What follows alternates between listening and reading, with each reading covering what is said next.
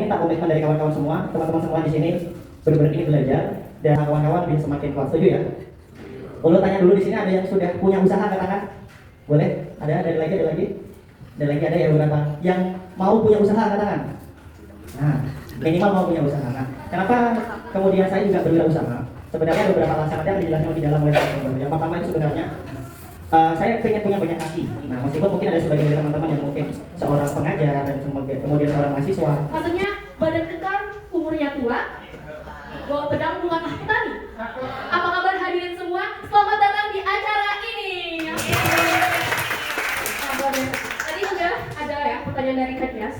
Kapan mulai usaha dan usaha apa sih yang saya jalani pertama kali? Oke, sebelumnya saya sekarang itu masih menjadi mahasiswa di Universitas PGRI Kalimantan, jurusan PGSD.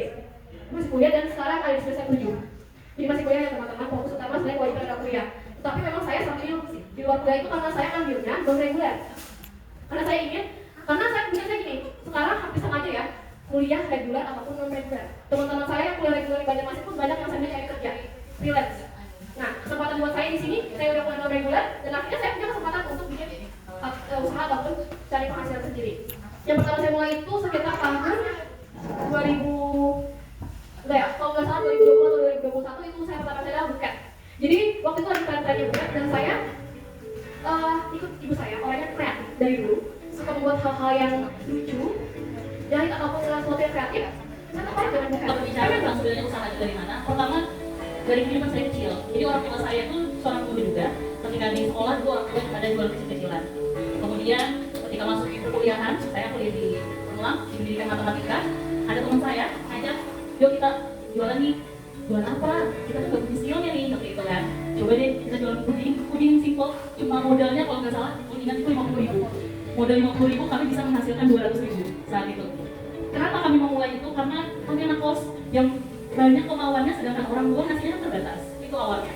Kemudian setelah lanjut lulus kuliah, saya coba lagi untuk mencoba pekerjaan di les-lesan. Saya ikut orang dulu kan, guys. Ikut orang, saya lihat sebenarnya bagaimana sih memulai usaha ini. Karena passion saya adalah seorang guru, saya mau juga nih. Jadi saya pahami, saya belajar bukan mencontek.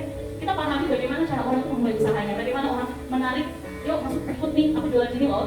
Nah setelah sekitar 1 tahun 2 tahun, saya pahami, oh ternyata usahanya gini loh, ada trik-triknya gini. Itulah yang saya pelajari dan saya terapkan. Sehingga sekitar 2 tahun belakangan ini juga saya buka usaha namanya Ruang Belajar Kita. Tapi mungkin belum terlalu dikenal ya tadi ya teman-teman. Nah kalau ruang belajar kita ini tempat les-lesan, terutama karena passion dan bidang saya adalah pendidikan matematika. Biasanya saya buka untuk les matematika. Bukan merasa malu untuk meminta uang kepada orang tua. Alhamdulillah setelah lulus saya tidak pernah lagi meminta uang kepada orang tua. Saya mikirnya sekarang bagaimana saya yang harus memberikan uang kepada orang tua.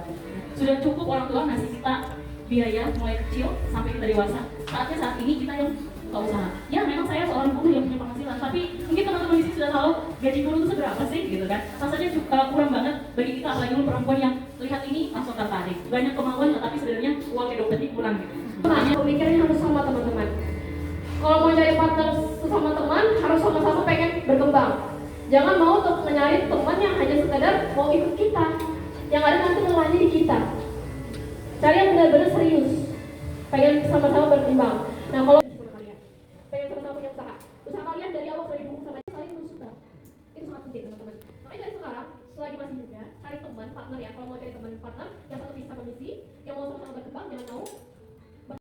Jadi gimana caranya buat memenuhi semua itu? Ya sudah, usahanya tetap harus jalan.